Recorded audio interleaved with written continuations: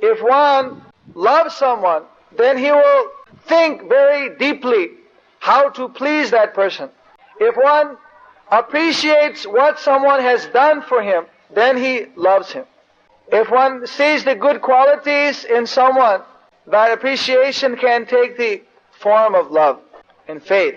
So the spiritual master, even if he gives one teaching, one syllable, according to the Vedas, that means the disciple is eternally indebted.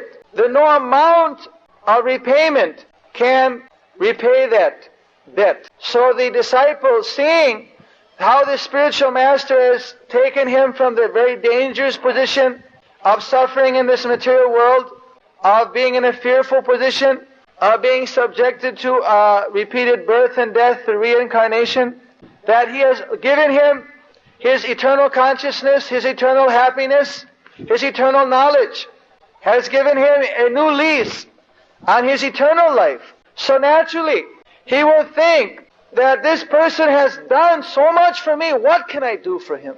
It's only fair, it's only an honest expression. When someone has taken care of all of one's needs, if that person is truly grateful, if he is an honest, sincere person, he must be grateful. And think, what can I do in repayment of the great gift my spiritual master has done for me? If someone is not thinking to repay that debt, then he is an ingrate. And he is a little bit foolish. He has not been able to understand the value of the gift he has received from the Guru. So, therefore, one should try to understand what is that thing which is given by Guru. How is that more valuable than anything else? And one can appreciate that valuable gift. Naturally, he will think that what can I give? What humble offering can I make?